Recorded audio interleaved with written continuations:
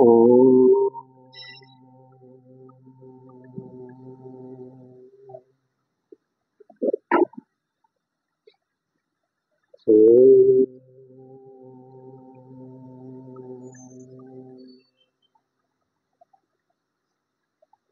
ఓం సహనావతు సహనౌ భునక్తు సహ వీర్యం కరవావహై తేజస్వినావధీతమస్తు మా విద్విషావహై. ఓం శాంతి శాంతి శాంతి. ఓం సదాశివసమారంభాం శంకరాచార్యమధ్యమాం అస్మదాచార్యపర్యంతాం వందే గురుపరంపరా.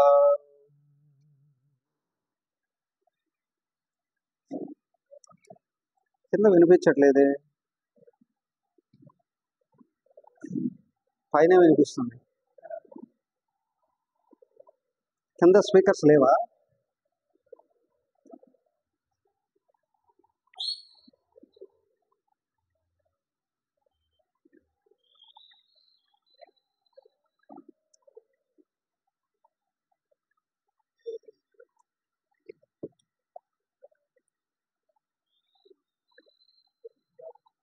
కింద కనెక్ట్ చేయలేదు, పైకి ఇచ్చారు.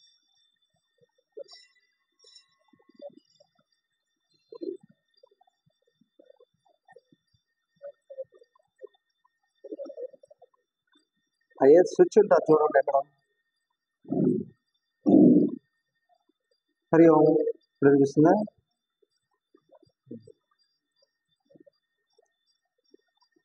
17వ శ్లోకం.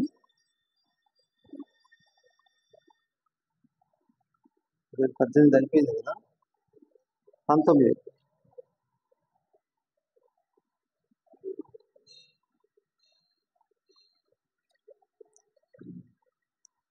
యోగరతో భోగరతో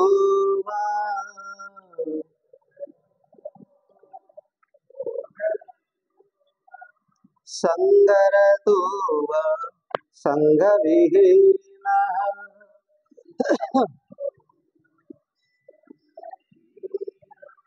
యస్య బ్రహ్మణి రమతే చిత్తం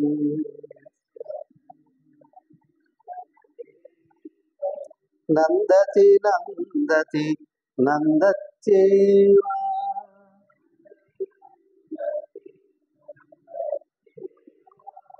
భజ గోవిందం భజ గోవిందం గోవిందం భజ మూఢమతే సంప్రాప్తే సన్నిహితే కాలే నహి నహి రక్షతి దుఃఖరుణ్కరణి.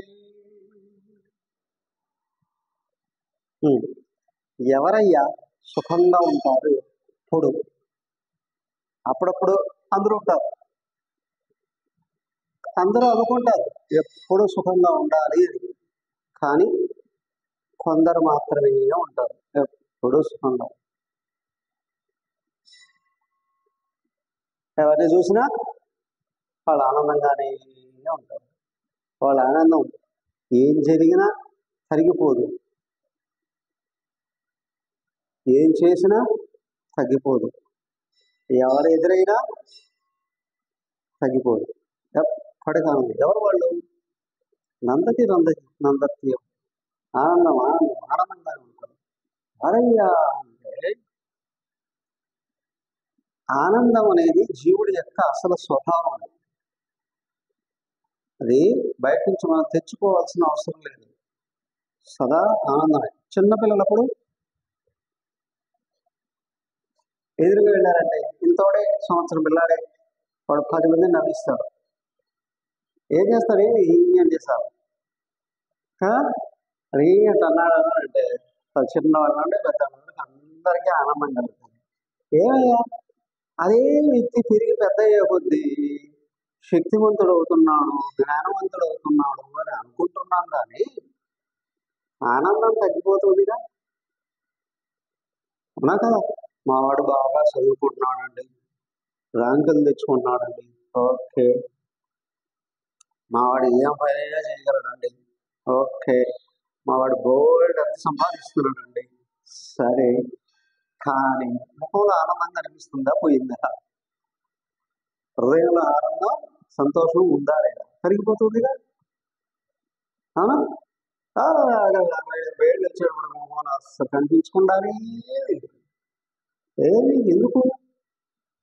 అఫ్ కోర్స్ ఎక్సెప్షనల్ కేసెస్ కొంతమంది ఉండడానికి అవకాశం ఉంది, కాబట్టే ఆనందం అందరూ పొందడానికి అవకాశం ఉంది అని అనుకున్నాం. మరి ఎక్కడికి వెళుతుంది అదంతా? ఏమి లేదు, నువ్వు ప్రపంచాల గురించి చింతన ఎంత పెంచుతూ ఉన్నావో అంత తరిగిపోతూ ఉంటావు. అర్థ కామాల గురించి చింత పెరిగే కొద్దీ ఆనందం తరిగిపోతూ ఉంటుంది. ఏమండి, అర్ధకామాలు వద్దంటారా? ఎవడన్నాడు వద్దని? అవి బయటే ఉంటాయి, బయటే పెట్టు, లోపల పెట్టుకోకు. బాగా సంపాదించు, బయటే కదా జాగ్రత్త పరుస్తున్నావు, లోపల పెట్టుకుంటావా? అవునా? అనుభవాలు కూడా స్థూల శరీరమే కదా, బయటే ఉంచు. లోపల ఖాళీగా ఉంచుకోగలిగితే ఎప్పుడు సుఖంగా సంతోషంగా ప్రెషర్స్ లేకుండా ఉండడానికి అవకాశం ఉంది. కానీ అవి బయటకు వెళ్ళవు, లోపలే దొరుకుతాయి. అవునా? సంపాదించినటివి లోపలే దొరుకుతాయి, పోగొట్టుకున్నటివి లోపలే దొరుకుతాయి, ఇంకా సంపాదించాలి అనుకున్నటివి లోపలే దొరుకుతాయి, అనుభవించినవి, అనుభవించలేనివి, అనుభవించాలి అనుకున్నవి అన్ని లోపల ఉంటాయి. అప్పుడు పరిస్థితి ఎలా ఉంటుంది అంటే, రామకృష్ణ భగవంతుడు చెప్తారు, అయ్యా పడవ నీళ్ళల్లో ఉండొచ్చు, కానీ పడవలో నీళ్లు ఉండకూడదు.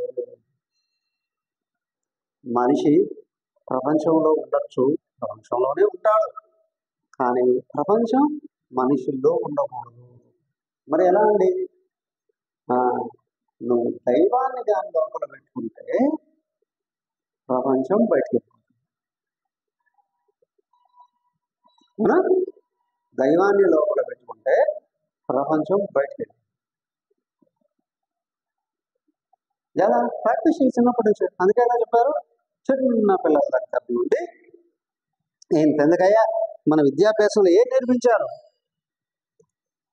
నూతన విద్యా విధానంలో ఏమయ్యా అంటే, ఏ ఫర్ వాడెవడో కొద్ది రోజుల క్రితం యాపిల్ అన్నాడు కదా, ఆ తర్వాత ఏమంటాడు, యాంట్ అంటాడు వాడెవడు, ఆ తర్వాత ఇంకొకడెవడేమంటాడు, యాష్ అంటే అంటాడు.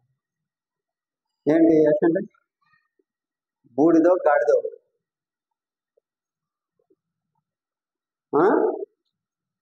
బూడిద గాడిద. ఇప్పుడు ఎవడు తెలుసుకుంటున్నావయ్యా ఫస్ట్? అదే మన విద్యార్థులు ఏం నేర్పించింది, ఓ నాలుక మీద రాయడం కదా. నువ్వు పలకా బలపం తెచ్చుకుంటావా? అంతకంటే ముందే ఏం చేశారు, బియ్యంలో రాసి చూపించడం. దానికంటే కూడా ఇంకా ముందు ఇసుక, బియ్యం కూడా లేనివాడు ఇసుకలో రాసి చూపించాడు, ఓం నమ శివాయ, శివాయ నమః. అవునా? ఎక్కడి నుంచి మొదలు పెడతాడు? అయ్యా సృష్టి మొదలైంది ఓం నుండి. నీ విద్యా విధానం కూడా ఓము నుండి మొదలు కావాలి, చివరి మళ్ళీ ఓము చేరుకోవాలి. మొదలు కావాల్సింది దేని గురించి నువ్వు నిరంతరం తెలుసుకుంటున్నావో అది లోపలికి వెళుతుంది. శుభమాని చదువు మొదలు పెడితే గాడిదల్ని బూడిదల్ని తలకాయలు ఎదురించుకుంటే హృదయం ఎలా శుద్ధి అవుతుంది? దానికి చిన్నప్పటి నుండి దైవాన్ని తలసుకోవడం, చెప్పడం కాదు, చూపించాలి. నిద్ర లేచి తల్లిదండ్రులు బ్రహ్మ ముహూర్తంలోనే వాళ్ళు లేచి పూజ చేసుకుంటున్నారు అనుకోండి. పిల్లలు ఒక గంట లేచాడు, ఒక గంట లేట్గా లేచినా నేరుగా వెళ్ళి తన దగ్గర కూర్చుంటాడు, తండ్రి దగ్గరైనా కూర్చుంటాడు. తల్లిదండ్రులకు అలవాటు లేకపోతే వాళ్ళే 9 గంటలు వేస్తే వీళ్ళు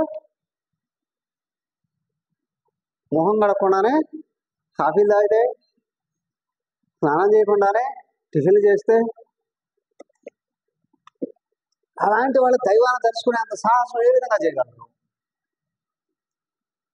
చేయలేరు. సో కాబట్టి చిన్నప్పటి నుంచి దైవాన్ని నింపవయ్యా, చెప్పు. అదిగో కనిపించేటువంటి ఈ భూమిని ఇచ్చింది ఆయన, ఈ భూమిని నడిపేది అవునా కాదా? భూమిని ఎవరు నడుపుతున్నారు? తిరుగుతుందా?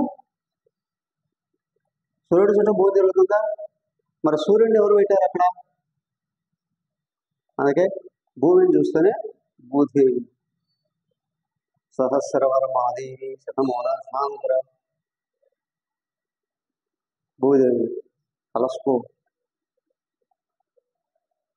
ఆ పైన ఉన్నప్పుడు ఆయన్ని ఓం భూర్భువస్వ తత్సవితుర్వరేణ్యం భర్గో దేవస్య ధీమహి ధియో యోగ ప్రచోదయ.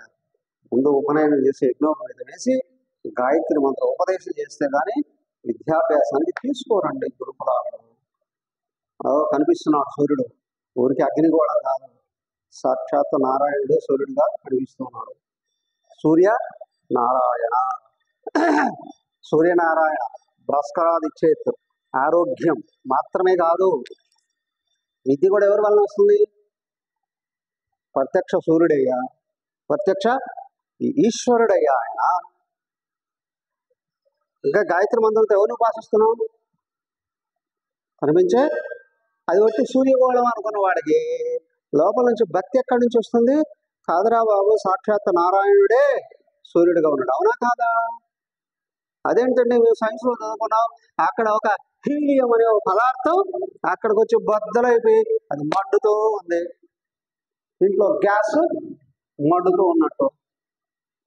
ఎవడయ్యా హీలియం తయారు చేసింది?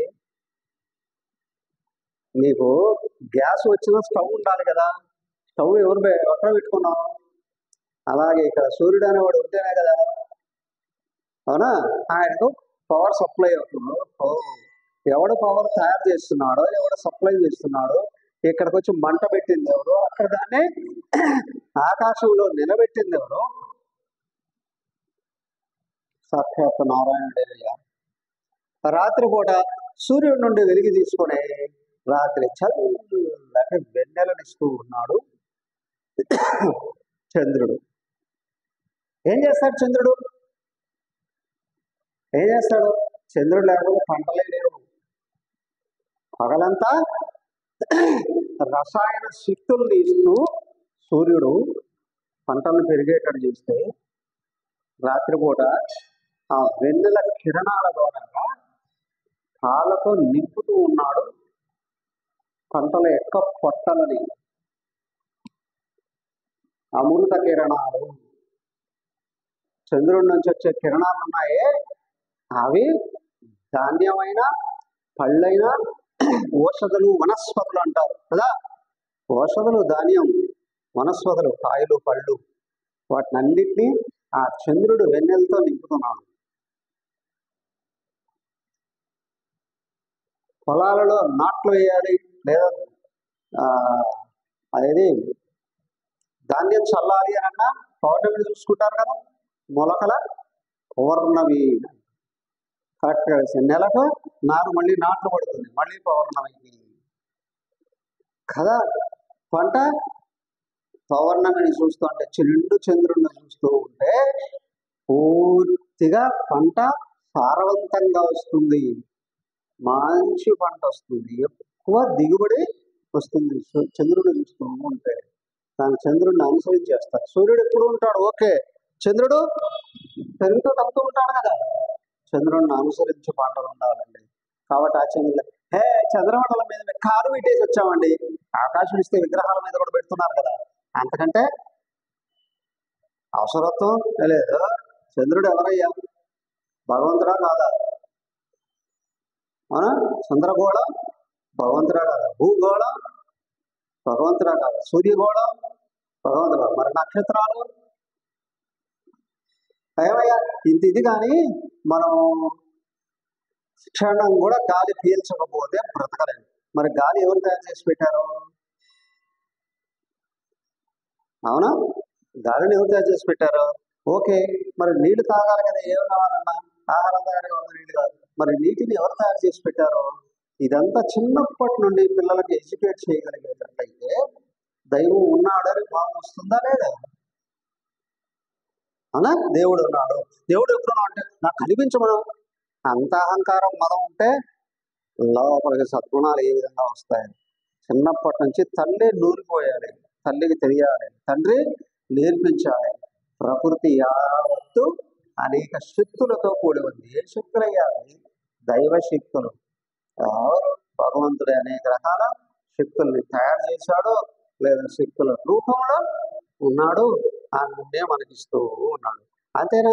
మరి లోపల చూసుకుంటే మెదడు ఏమవుతుంది? తీసి పక్కన పెడితే ఇది నూడిల్స్ తయారు చేస్తాం, ముద్ద మెత్తగా ఉడకబెట్టిన నూడిల్స్ లాగా, మ్యాగీ లాగా ఉంటుంది. అంతేనా? కానీ దాంట్లో అంత ఆలోచన శక్తి ఇమిడిపోయేటట్లు ఎలా తయారు చేశారు? లోపల గుండె రామఫలం అంత ఉంటుందండి. రామఫలాలు, సీతాఫలాలు చూస్తూనే ఉన్నాం కదా. ఎవరు తయారు చేసి పెట్టాడు? లంగ్స్ ఎవరు తయారు చేసి అక్కడ పెట్టి నడిపిస్తున్నాడు? మరే లోపల జీర్ణకోశం ఎవరు తయారు చేసి పెట్టాడు? కాళ్ళు, చేతులు, కళ్ళు, ముక్కు, చెవులు ఇవన్నీ ఎవరు తయారు చేశారు? ఎలా నడుస్తున్నాయి?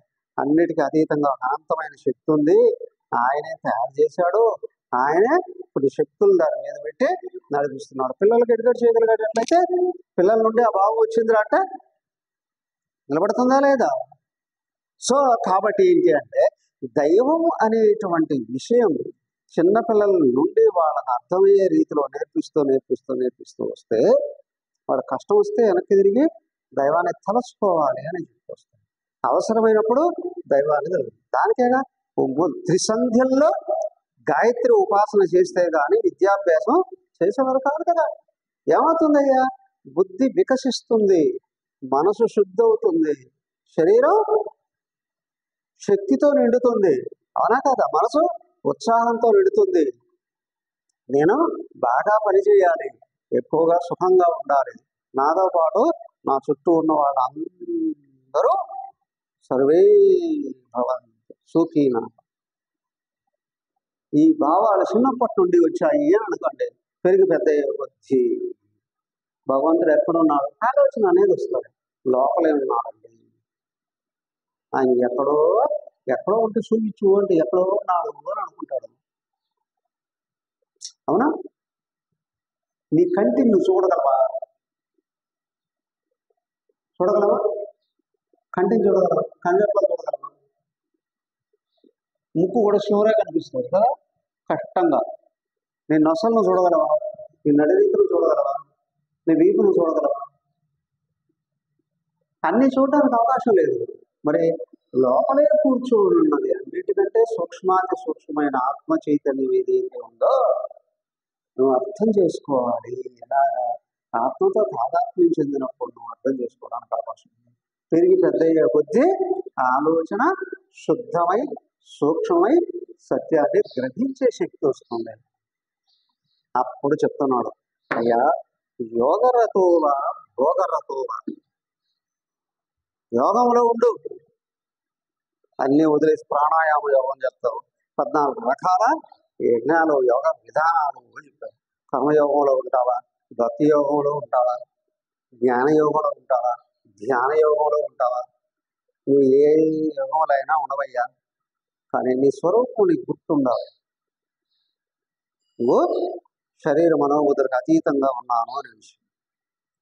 భోగరతోవా, రాజులైనటువంటి వాళ్ళు, ఇప్పుడు గృహస్థులుగా ఉన్నవాళ్ళు, ఆత్మజ్ఞానాన్ని పొంది గృహస్థాశ్రమంలో ఉన్నవాళ్ళు ఉన్నారా? జనకాది మహర్షులు అందరూ అక్కడ చెప్పాడుగా. భగవద్గీత 3వ అధ్యాయం దగ్గరకు వచ్చేటప్పటికి 4వ అధ్యాయం దగ్గరకు వచ్చాడు. ఏమన్నాడు? సూర్యుడి దగ్గర నుండి వాళ్ళంతా రాజ ఋషులయ్యా అన్నాడు. జనకుడు అవధూత చక్రవర్తి అండి. దశరథుడికి ఆత్మజ్ఞానం లేదా? ఉందా లేదా? దశరథుడికి ఆత్మజ్ఞానం లేకపోతే సత్యాన్ని ఎట్లా పట్టుకుంటాడు? సత్యధర్మాల్ని ఎలాగో పట్టుకోగలరు. వాళ్ళకి తెలియదా? అవునా? ఎవడయ్యా సత్యధర్మాలు పట్టుకుంటాడు? ఆత్మస్పృహం ఉన్నవాడే. ఎందుకు కాబట్టి వదలలేడు? ఇది వదిలితే అది వెళ్ళిపోతుంది తెలుసు. రామకృష్ణ పరమహంస వాళ్ళ నాన్నగారిని ఎవరో తప్పుడు సాక్ష్యం చెప్పమన్నారట ఆ ఊరు పంచాయతీ ప్రెసిడెంట్.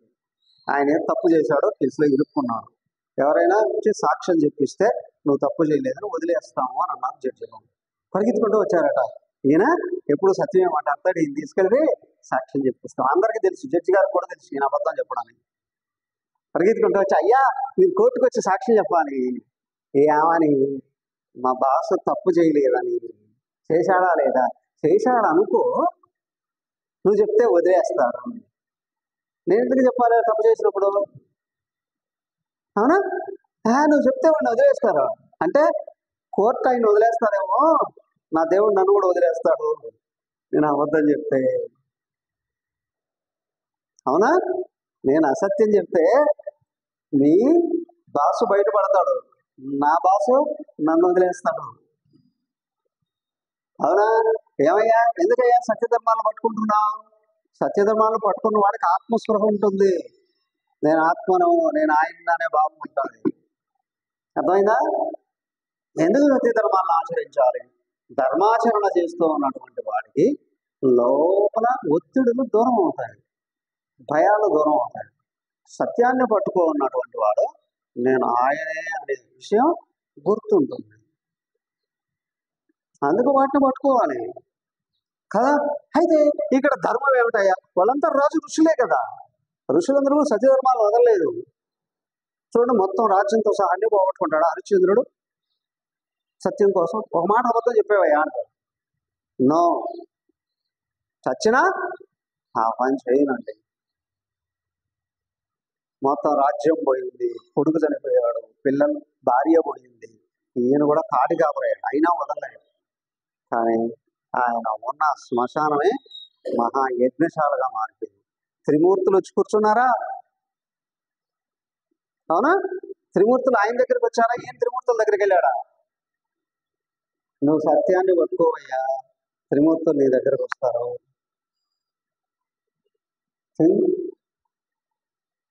నువ్వు ధర్మాన్ని ఆచరించవయ్యా, ప్రకృతి యావత్తు నిన్ను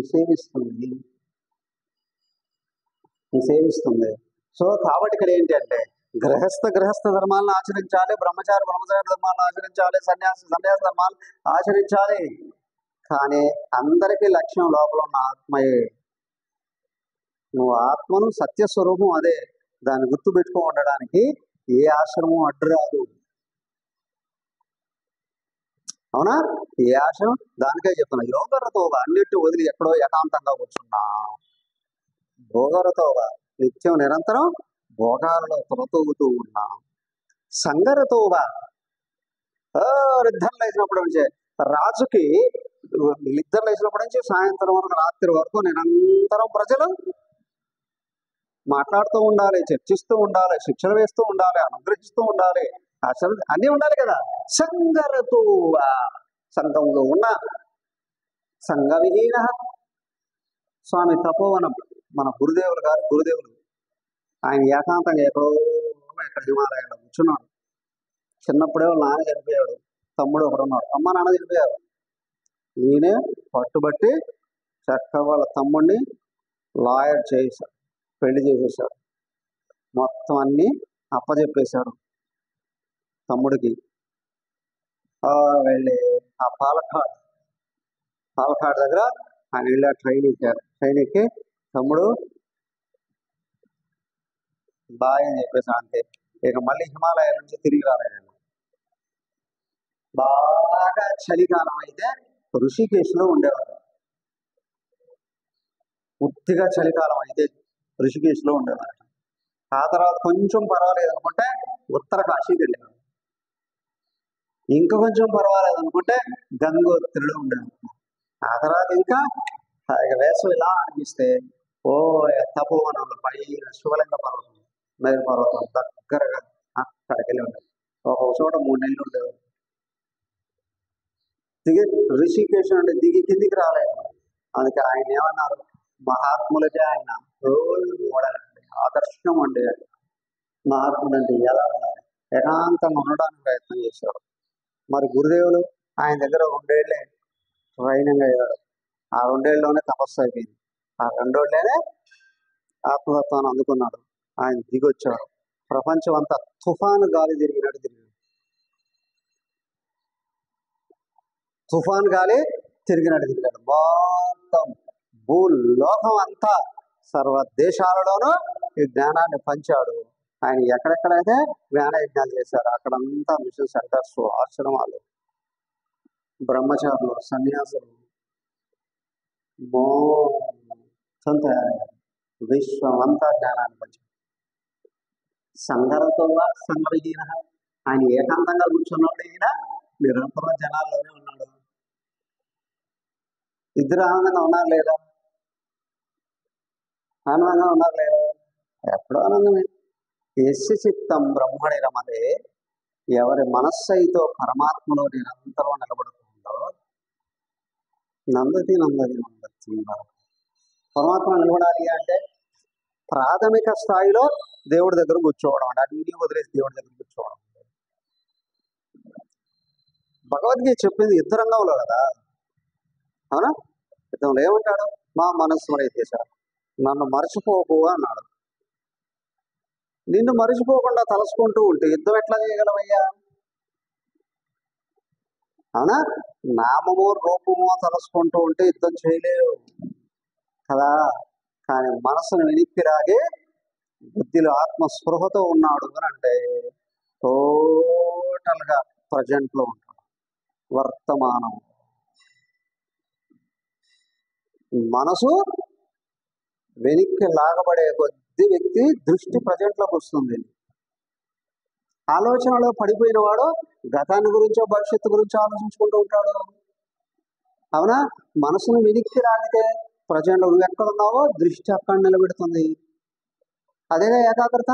ఏకాగ్రత అంటే మనసు ఒక దాని మీద పెట్టడం కాదు, మనసుని నీ వైపుకు లాగేసుకో. నువ్వు ఎటు తిప్పితే టోటల్గా ఫోకస్ అటే ఉంటుంది. ఇది ఆత్మ దృష్టిలో నిలబడము అని అంటే. యస్య చిత్తం బ్రహ్మణి రమతే, పరమాత్మను బాగా అర్థం చేసుకున్నటువంటి వాడు, సర్వవ్యాపకుడైన భగవంతుడు ఇక్కడ నా రూపం కూడా నేను అనేది ఆయనే అయి ఉంది. ఇది గుర్తుపెట్టుకున్నాడా ఇక మనసు చలించడానికి అవకాశం లేదు. ప్రాక్టీస్లో చలిస్తూ ఉంటుంది. తత్వాన్ని పూర్తిగా అందుకున్నటువంటి స్థితప్రజ్ఞుడు చెప్పారు అక్కడ 2వ అధ్యాయంలో వస్తుంది.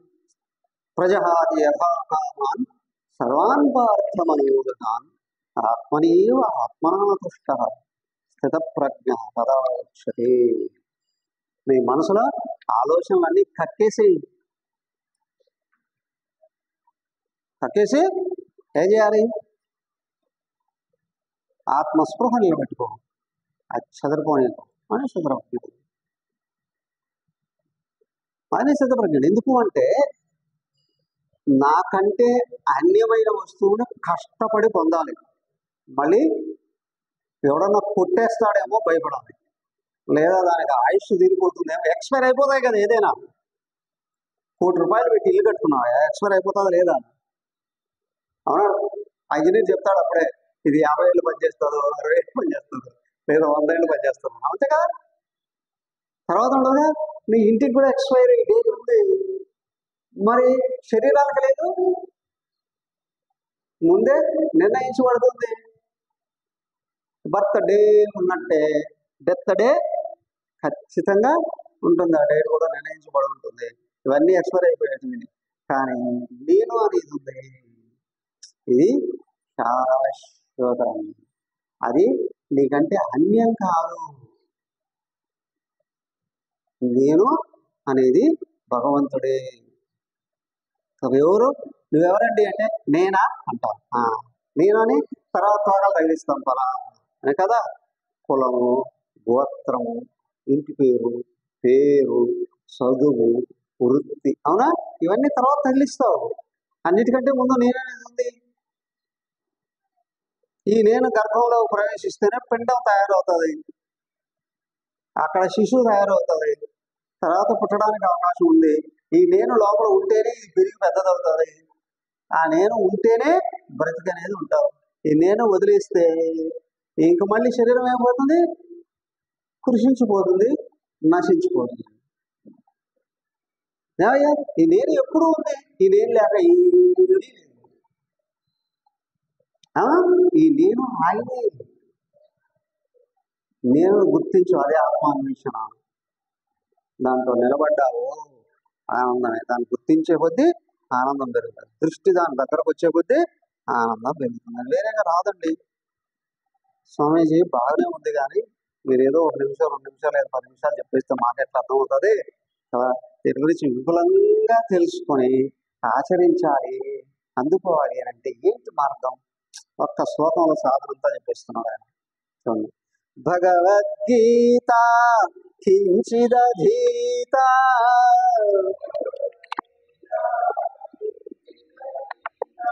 గంగాజలలవ కణికాపీత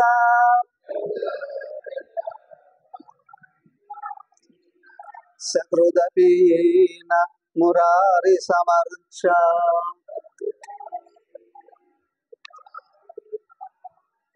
క్రియతే తస్య యమేన న చర్చా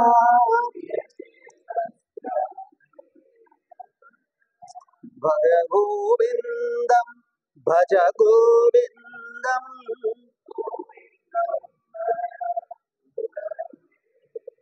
సంప్రాప్తే సన్నిహితే కాలే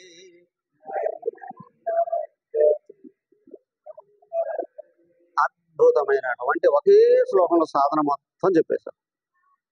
అవునా? లక్ష్యం, మార్గం, గమ్యం అన్ని చూపి, అర్హత అన్ని చూపించారు. భగవద్గీత కించిత్ అధీత. అందరూ చదువుతారు కదా భగవద్గీత. భగవద్గీత పారాయణం చేసిన ఫలం ఉంటుంది, కానీ భగవద్గీత పారాయణ గ్రంథం కాదు, అధ్యయన గ్రంథం. భగవద్గీత ప్రార్థన శ్లోకంలో చెప్తారా? అంబా త్వామనుసంధామి, అంబా త్వాం అనుసంధామి. నిన్ను ఫాలో అవుతానమ్మా, నిన్ను అనుసరిస్తానమ్మా.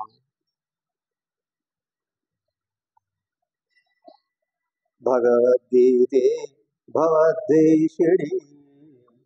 జనన మరణాలు నుండి దాటించేటువంటి ఓ మాత, ఓ తల్లి, నేను నిన్ను అనుసరిస్తాను తల్లి. భగవద్గీత కించిత్ అధీత. భగవద్గీతలో ఒక్క శ్లోకం బాగా నేర్చుకొని ఆచరణ చేసినా నీకు లక్ష్యం, మార్గం రెండూ కనిపిస్తాయి. అవునా? సరే సరే, లక్ష్యం, మార్గం కనిపిస్తుంది. అర్హత రావాలి కదా. అవును, అర్హత ఎలా వస్తుంది? మనసు శుద్ధి అయితే వెనకలో ఉన్న ఆత్మ కనిపిస్తుంది, గోచరిస్తుంది. ఎక్కడికి వెళుతూ ఉన్నాం, దూర ప్రయాణం, రోడ్డు మీద వెళుతూ ఉన్నావు, కానీ ఎంత దూరం ఉంది, ఎక్కడ ఉంది, రైట్గా వెళుతున్నావా లేదా, కన్ఫ్యూషన్స్ వస్తాయి. దానికి ఏం చేస్తారు? రోడ్లు, భవనాల డిపార్ట్మెంట్ ఉంటుంది, ఏం చేస్తారు? రోడ్లుగా మైల్ రోడ్లు పెడతారు. కావున వెళ్ళాల్సిన గమ్యం ఎన్ని కిలోమీటర్లు ఉంది తెలుస్తాయి కదా. అక్కడక్కడ జంక్షన్స్ వస్తాయి, 2-3 రోడ్లు కలుస్తూ ఉంటాయి. అప్పుడేం చేస్తారు? నేమ్ బోర్డ్స్ పెడతారు, ఏరో మార్క్స్ ఇస్తాం. అవునా? ఇటు వెళితే ఫలానా ఊరు వస్తుందండి, ఇటు వెళితే ఫలానా ఊరు వస్తుందండి. నేరుగా వెళితే నేమ్ బోర్డ్స్ వస్తాయి కదా. నేమ్ బోర్డ్స్ వస్తాయి, దాన్ని పట్టుకొని ముందుకు వెళ్ళడానికి అవకాశం ఉంది. అదంతా భగవద్గీత చెప్తుంది కదా. అయితే ముందుకు వెళ్ళాలి అని అంటే ఏం కావాలండి? నమ్మకం ఉండాలి. నమ్మకం మనసు శుద్ధి మీద ఆధారపడుతుంది. ఆ మనసు శుద్ధి ఎట్లా వస్తుంది? గంగాజల లవకణికా పీత. గంగాజలం, భక్తితో గంగాజలం యొక్క చరిత్రను, గంగ యొక్క చరిత్రను తెలుసుకొని కొంచెం తాగినా మనసు శుద్ధి అవుతుందండి. పాపాలన్నీ వెళ్ళిపోతాయంటారు కదా. ఏమిటి పాపాలు? భగవంతుడు అయిన నిన్ను నీకు కానియకుండా చేసేది పాపం. పాతాతి, కిందికి లాగి పడదోసేది పాపం. ఏదైనా ఒక గొప్ప పుణ్యకార్యం చెయ్యాలి అనుకున్నాను అనుకోండి, వెంటనే వస్తా చేసేసినట్టు, ఎక్కడలేని తృప్తి వచ్చేస్తుంది. ఒక పాప పని చేయాలి అని అనుకుంటే వెంటనే అలసట పుడతారు. నిశ్చలంగా ఉన్న బావిలో రాయేస్తే అవునా, మనసులో కూడా ఈ పాపపు ఆలోచన ఒక పెద్ద రాయిలు అన్నమాట. అల్లాచాడి అవన్నీ పోవాలన్నా గంగా జలం తాగాలి. ఓకే గంగా జలం తాగుతున్నాం, అంతవరకు బాగానే ఉంటుంది. కానీ ఎక్కడ నుండో పుడుతున్నాయి లోపల నుండి రాక్షసులు లాంటి గుణాలు. కామం, క్రోధం, లోభం, మోహం, మదం, మత్సరం, ఈర్ష్య, ద్వేషం, అసూయ అవునా పుడుతున్నాయి లేవా? భయంకరమైన రాక్షసులు లోపల ఉన్నాయి. బయట ఉంటే ఏమైనా సంపచ్చనేమో కానీ లోపల ఉన్న వాటిని ఎట్లా చంపుతావయ్యా? వాటికంటే వెనకలు కూర్చోన్నాడు ఒక ఆయన మిషన్ గన్ తీసుకుని. ఎవరు? మురారి అని, మురా అనే రాక్షసుని చెప్పేసిన వాడు. శకునపతి నా మురారి సమర్చ, శాస్త్రీయంగా భగవంతుణ్ణి ఎవడైతే, అయ్యా శివుడు కావచ్చు, విష్ణువు కావచ్చు, ఏదైనా కావచ్చు, అర్చన చేసావా అప్పుడు అడగగలగా. చివరికి అడుగుతాంగా మంత్రపుష్పం దగ్గర సంకల్పంలో మొదట ఇంత నిశ్చయిస్తాం కదా. సంకల్పం చెప్పకుండా పూజ చేస్తారా? పూజ అయినా మానేస్తారా? సంకల్పం మాత్రం పంతులు గారు సంకల్పం చెప్పేయండి, వెళ్ళిపోవాలి, పని ఉంది, తర్వాత పూజ నువ్వు చేసుకున్నావు, అవునా? మా పేరుతో సంకల్పం చెప్పేయలే సార్. అది లేకుండా ఏనండి. ఆయన అడగాలి ఏమని, ఇది పని చేస్తే ఇలా అడుగుతాడు, ఓ భగవంతుడా నాలో హరి షడ్వర్గాలు అనేవి ఉన్నాయి. ఏమిటవి? హరి అంటే ఆయన, హరి అంటే శత్రువు, షట్ వర్గం 6 రకాలైన శత్రువులు. 6 మాత్రం కాదు, 6 రకాలు. కామక్రోధలు, కామాలు, అవునా?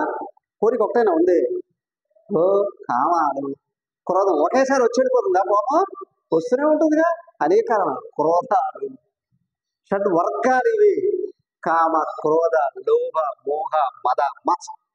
ఇవన్నీ వర్గాలు, గ్రూపులు చాలా చాలా చాలా చాలా చాలా ఉన్నాయి. అవన్నీ కూడా అయ్యా వాటిని అన్నిటినీ సమూలంగా కోసి పారేవయ్యా. అందుకు నిన్ను ప్రార్థిస్తూ ఉన్నా. అడిగాము ఎప్పుడన్నా? ఏమడిగితే అది ఇస్తాడు నిజంగానే. ఇది అడిగితే అది ఇస్తాడు. వాడెవడో కల్పవృక్షం క్రింద కూర్చున్నాడట. కల్పవృక్షం పరిగెత్తి ఏదో వెళ్ళిపోతున్నాడు ప్రయాణంలో, చెట్టు కింద కూర్చుంటానే ఆ కల్పవృక్షం మాట్లాడి అడిగిందట, ఓ నరుడా నీకేం కావాలో చెప్పు ఇస్తాను. కల్పవృక్షం అది. వాడు ఏమైనా అడగచ్చు కదా, అలసిపోయిందా, ఒక గ్లాస్ కాఫీ ఇస్తావా అని. అది ఏదైనా ఒకే కోరికే తీరుస్తుంది. ఒట్టి కాఫీ అడగడం. ప్రపంచంలో ఉన్న మహానగరాల్లో ఒక కాఫీ హోటల్స్ కావాలనుకున్నా అడిగింది. అవునా? అన్ని నగరాలలో కాఫీ హోటల్స్ కావాలి, నువ్వు అడిగిన ఇచ్చేసేది. నువ్వేమడిగినా ఇచ్చేది. మా రాష్ట్రానికి ముఖ్యమంత్రి కావాలన్నా ఇచ్చేసేది. కానీ కాఫీ ఏమడుగుతుంది దేవుడి దగ్గరికి వెళ్ళి, ఓ దేవుడా నా కష్టాలు తీసేయి, ఓ దేవుడా మా ఇంటి నిండా ధనం నింపు.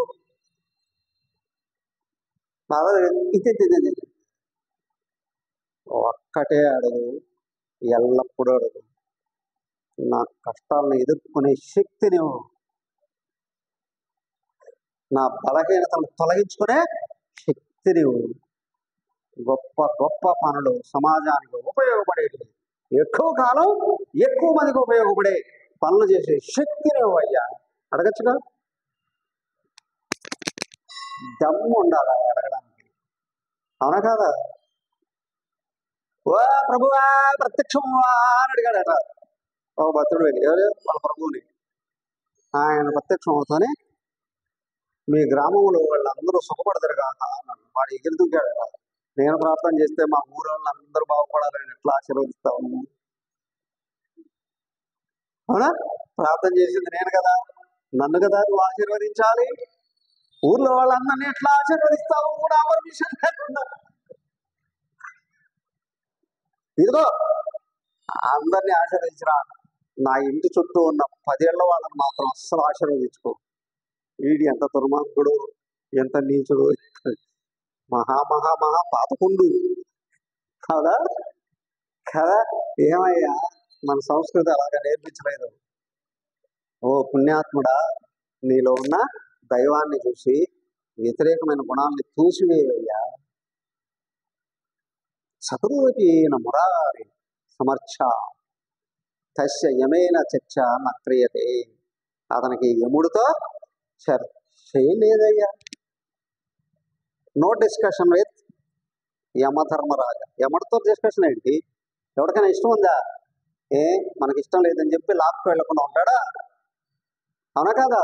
వాళ్ళ బడులు వస్తారు కదా, వచ్చి నల్ల వెంట్రుకలుతాడు, అదే కాలదండ, అది వేసి లాక్కుని ఆయన దగ్గరికి వెళ్ళిపోయి నిలబెడతారు. డిస్కషన్ ఏంటి? ఆయన వాళ్ళు మాట్లాడుకుంటారు కదా. చిత్రగుప్తు ఉంటాడు కదా, యమధర్మరాజు ఎదురుగా నిలబడితే ఈ పాపి ఏమి పనులు చేశాడు, ఏమి తప్పులు చేశాడు అని ఎవరిని పాపిని అడుగుతాడా? ఎవరిని పాపిని అడిగి చెప్తాడా? నేనేం చేయలేదండి అవునా కాదా? ముద్దాయిని జడ్జి ఏమి అడగడు, లాయర్నే అడుగుతాడు కదా. ఇక్కడ కూడా ఒక ఆయన ఉన్నాడు లాయరు. ఎవరైనా మిస్టర్ గుప్తా, వీడి చిట్టా ఏంటి? ప్రభు ఒక్క నిమిషం అంటాడు, అలాగా తీస్తాడు. వాడు పుట్టినప్పటి నుంచి ఇప్పటి వరకు ఏమేమి పాపాలు చేశాడో అన్నీ చదివేస్తాడు. ఇదిగో నువ్వు దైవాన్ని కానీ లోపల పెట్టుకుంటే యమధర్మరాజు స్నేహితుల్లాగా వస్తాడు.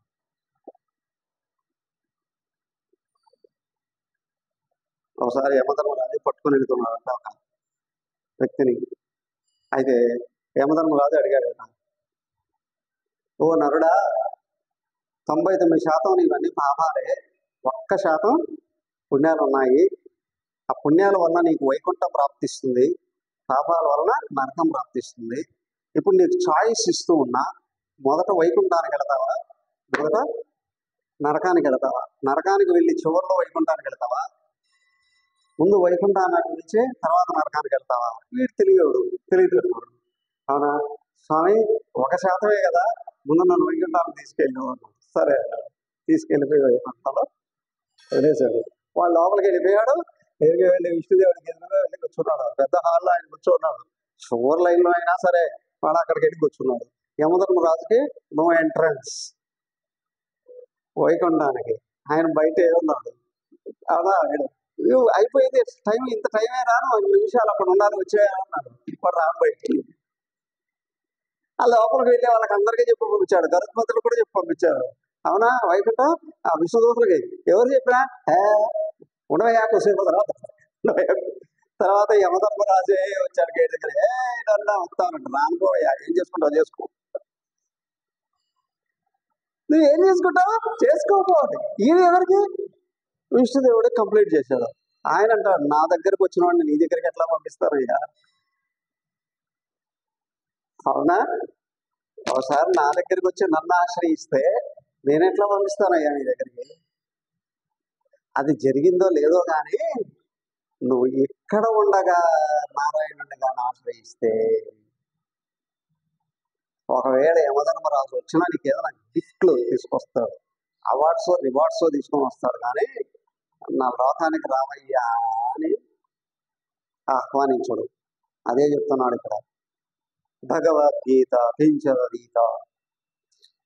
భగవద్గీత చెప్తున్నది నువ్వు దేహం కాదు, ఆత్మవు. ఇది గుర్తుపెట్టుకో. అయ్యా నువ్వు చెప్పేది నాకు అర్థమవుతుంది, కానీ ఆ భావం నిలబడట్లేదు. ఎందుకని? మనసులో అశుద్ధి ఉందండి. గంగాజలాన్ని స్వీకరించు. గంగాజలం అంటే ఏంటయ్యా? స్వచ్ఛమైన ఆత్మజ్ఞానమే. అవునా? ఆత్మజ్ఞానమే. ఎందుకు? ఎలా? గంగ ఎక్కడి నుంచి వచ్చింది? హిమాలయాల్లో ఉందండి అనుకోండి. హిమాలయాలకు ఎక్కడి నుంచి వచ్చింది? శివుడి తల మీద. శివుడి తల మీదకి ఎక్కడి నుంచి వచ్చింది? స్వర్గలోకం. స్వర్గలోకానికి ఎక్కడి నుంచి వచ్చింది? బ్రహ్మలోకం. బ్రహ్మలోకంలో ఎట్లా పుట్టింది? ఏదైనా వచ్చింది. అప్పుడు ఆయన త్రివిక్రముడుగా అవతారం ఎత్తి పైకి పాదం పెడతాడు కదా. ఎవరు? విష్ణుదేవుడు వామన అవతారంలో. బ్రహ్మదేవుడు ఆయన కమండలంలో జలం తీసుకొని వచ్చి పాదం కడిగాడట. అది అక్కడి నుంచి అలా అలా అలా అలా భూలోకానికి వచ్చింది. అది తెలుసు అన్నమయ్యకి. బ్రహ్మ కడిగిన పాదము బ్రహ్మభూతానే పాదము. అవునా? పడాడు ఆయన. ఏమయ్యా అది పరబ్రహ్మయ్యా. ఎవరన్నా మనిషి అంత పైకి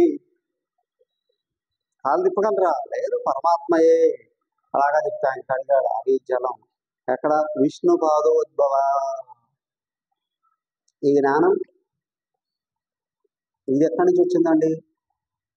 నాకు మా గురువు గారి దగ్గర నేర్చుకున్నాను. శారదామాత వారి గురువు గారు చిన్మయానంద స్వామి అందించారు. చిన్మయానంద స్వామికి వారి గురువు గారు తపోవన్ మహారాజు. తపోవన్ మహారాజుకి శంకర పీఠంలో నుండి శంకర పీఠంలో వాళ్ళు శంకరాచార్యులు వారు నేర్పించింది కదా. శంకరాచార్యులు గోవిందపాదులు వారి దగ్గర, గోవిందపాదులు వాళ్ళ గురువు గౌడపాదుల దగ్గర నేర్చుకున్నారు. గౌడపాదులు సుఖ మహర్షి దగ్గర ఆత్మజ్ఞానాన్ని పొందాడు. సుఖ మహర్షి వ్యాసుల వారి దగ్గర పొందారు. వ్యాసుల వారు పరాశరుడు వాళ్ళ శక్తి మహర్షి దగ్గర పోయి, శక్తి వశిష్ఠుల వారి దగ్గర నేర్చుకున్నాం. వశిష్ఠులు బ్రహ్మదేవుడి దగ్గర నేర్చుకున్నాం. బ్రహ్మదేవుడు విష్ణుదేవుడి దగ్గర నేర్చుకున్నాం. విష్ణుదేవుడు ఏమయ్యా? ఆత్మజ్ఞానానికి సంకేతమైనయ్యా గంగాజలం. అంటే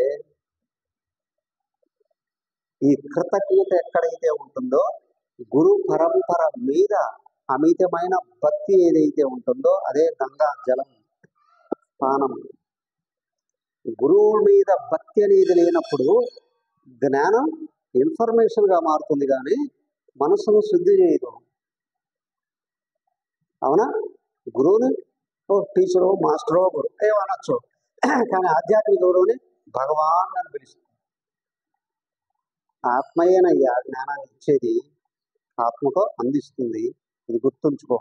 తర్వాత మురారేసుమ. ముర అంటే ఎవరు కాదు, నిరంతరం మొరపెట్టుకునే అహంకారమే. అవునా? ఇక్కడ భక్తులు వేడుకుంటూ ఉన్నాడు, జ్ఞానంతో భగవాన్ నువ్వు ఇచ్చిన జ్ఞానం నాకు గుర్తుంది, కానీ ఈ మధ్యలో అహంకారం వచ్చి పదే పదే పదే పదే అసుర గుణాలను పట్టుకొని పక్కదారి పట్టిస్తుందయ్యా. ఈ అహంకారాన్ని చంపేయవయ్యా అని వెళ్ళిపోవడమే. దేహం నేననే భావాన్ని చంపివేయమని అడగడమే. అవునా? కాబట్టి అహంకారం ఎక్కడైతే సమస్య పోతుందో ఆత్మజ్ఞానం అనుభవంగా బయటకు పరిగెత్తుకుంటూ వచ్చేస్తుందండి. చుట్టూ ఉన్న వాళ్ళందరినీ ప్రేమతో తడిపిస్తుందండి. దానికి మహాత్ముల దగ్గరికి వెళ్ళి కూర్చున్నాం, మహాశాంతిగా ఉంటుందా? వాళ్ళ మాటలు ఆచరించడం కష్టం కావచ్చునేమో, కానీ జీవితానికి ఇవే మార్గం అని అనిపిస్తుందా? అవునా? ఏమయ్యా అక్కడ ఉన్నది భగవంతుడే, వేరే ఏమి లేదు. ఆయన అజ్ఞానాన్ని ఎప్పుడో తొలగించుకున్నాడు, భగవంతుడు మాత్రమే నిలబడుతున్నాడు. గుర్తుంచుకొని ఓకే. అలాగ చేస్తే జీవుడు ముక్తులు అవుతాడు, చెయ్యకపోతే పతనం అవుతాడు. ఎలా? పునరపి జననం పునరపి మరణం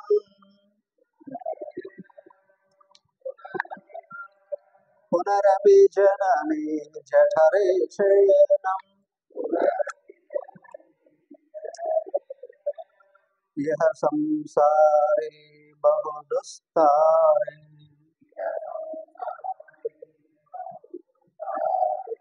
కృపయా పారే పాహి మురారే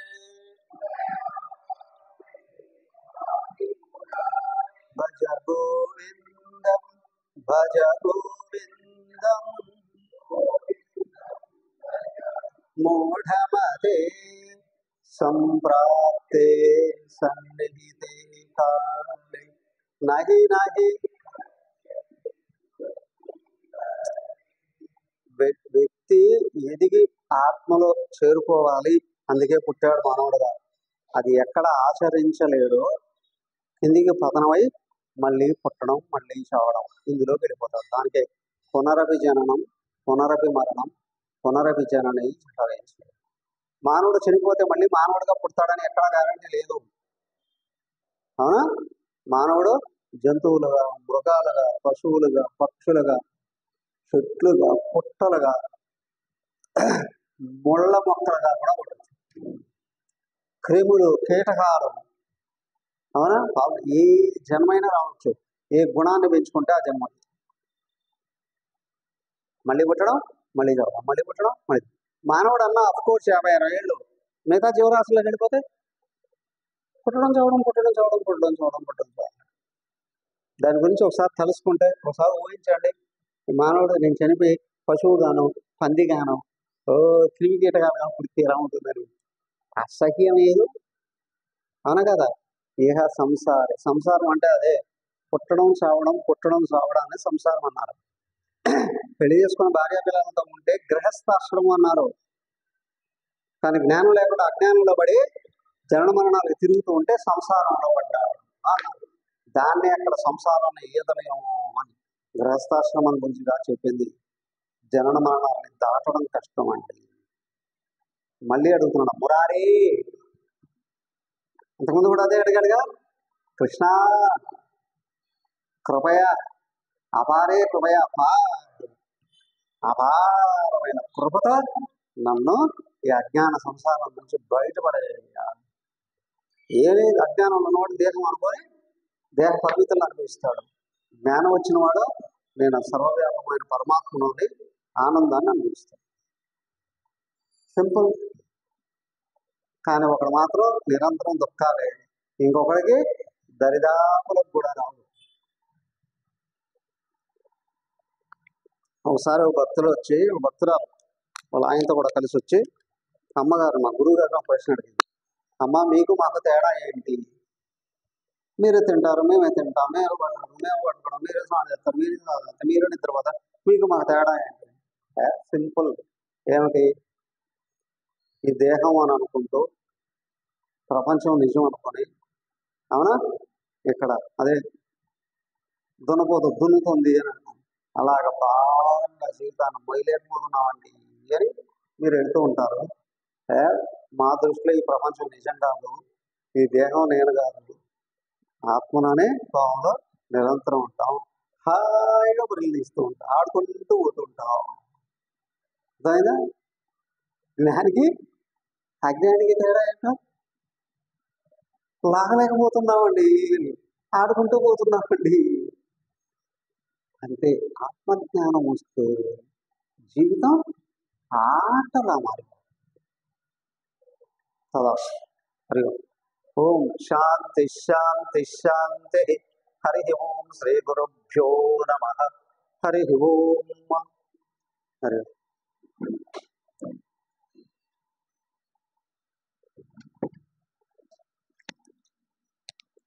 ఇస్తారా? ఇది పక్కది.